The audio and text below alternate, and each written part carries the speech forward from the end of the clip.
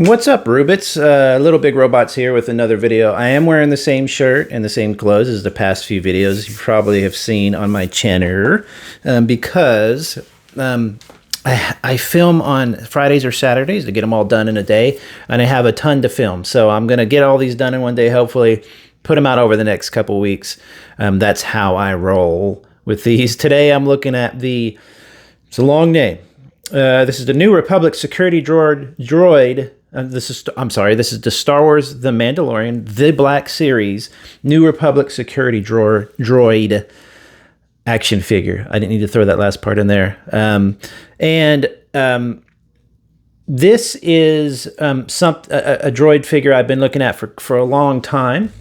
This is something that is absolutely more my style than most of the droids, I should say, that I feature on the channel. It's just a look that I like. I like humanoid looking bots, but I like them much better than a humanoid bot that looks kind of like a ninja or something, like a extremely humanoid. I like a bipedal humanoid bot, but that looks like a robot from a distance. Everything about it, its coloration, its movements and everything. And I just reviewed this guy, the Black Series.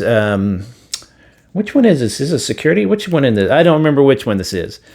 It'll be in the other video. You know what it is. If not, check my other videos, and I reviewed him just recently. And this one compared to this one, this gray guy here, the security droid, is so much more my style.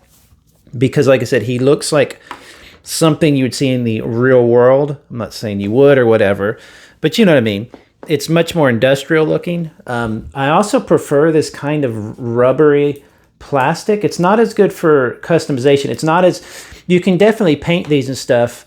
You don't necessarily, it's not as hard to paint as, let's say, an actual piece of rubber. Let's say you have a character with like a skirt, which is a common thing, or hair, and the hair is actually rubber and it moves.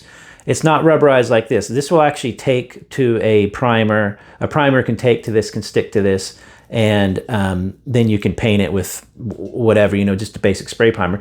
But I mean, the coloration is so good. And honest to gosh, what I would think is that you would, if anything you would do on this, you would basically wash it, maybe weather it up a little bit, but basically leave it how it is because it's such a good looking figure. I always forget to show the back of the guys. Really, really crazy. By the way, I'm doing this differently than I normally. Normally, I do the top-down view of my hands, but I got kind of tired of that. And I'm trying to get to a point where I can just, pop in and film something, and that's exactly what I'm trying to do right now. So if you don't enjoy this view, if you want to look at my ugly face and you just want to look at my ugly hands, let me know in the comments, and I'll consider doing it the other way. I'll probably still switch back. He's not nearly as easily posable as the Black Series, this guy, right? This guy is insane. He's just, he reminds me almost of like those little artist dolls that you use to actually put together a pose and, like a reference. He's so flexible. This one's flexible, but it's not really, I mean, I guess it's probably about as flexible, but it doesn't have nearly the same ease to it for posing. But I absolutely I don't really care. I'm not a big poser guy. As you can see from my stuff, I was doing posing for a while on my shelves, and honestly I got a little bit sick of it just because I got a little bit over the constant tweaking of, and do you know what I mean? So I just wanted to put them in almost an industrial style where they were just standing there like they're being delivered from the factory or something. That's what I really enjoy. But this guy is just such a fun, this is fun to play with. You're sitting there and you're posing him and you're like, oh, this is really cool. And I love how he looks. And and he has flames that come out of his feet and da-da-da. But he feels so much more science fiction-y than this one. This one, and here's the little gun, by the way. If guns are your thing, they're not my thing. I throw all the guns and weapons into a box and then I'll probably sell them one day or trade them. But this one looks like something you might see in 30 years working at a local hardware store or bar or security or something, which could be really scary, of course. He's so thin, he's spiny looking. He looks like he could take some abuse or whatever, simply just out of the way his materials are, how he's put together. But he's you see how spindly he is and how thin he is.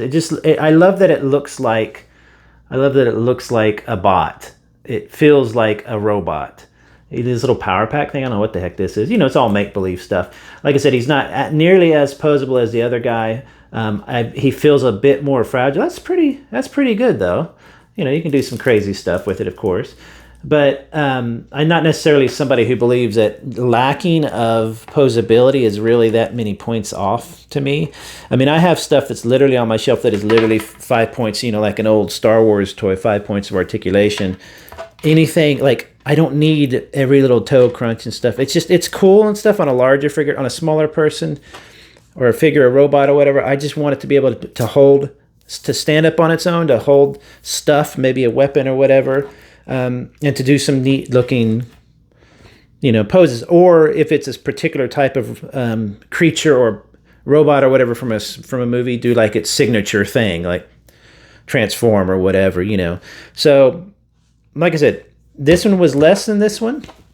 I prefer this one for that, but also for the fact that it just feels more robotic to me. From a distance, it reads more robot. This one reads like Iron Man, or, you know, like it just reads a little bit more toy-like to me, this one does. But I just, if I was to build an army, in other words, if I was to buy a bunch for army builders, I'd buy 100 of these. I wouldn't buy 100 of these. Not only the price difference, 100, you know, 10, 20. Not only a price difference, but just the way they look. This one actually, to me, for some reason, feels more intimidating to me than this one. Because this one, like I said, feels more make-believe and less realistic. Whereas this one seems like something you could see the cops using in like 20 years, which is absolutely frightening.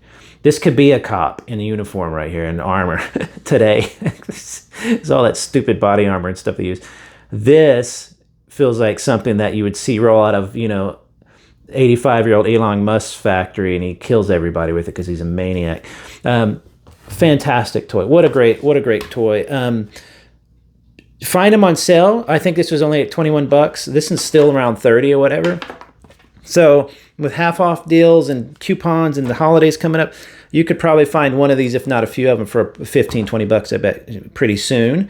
And if you get the chance to buy one, they're an absolutely a great addition to your robot collection, like mine. So I don't really consider robot figures action figures. I consider them little big robots, which is a different class to me.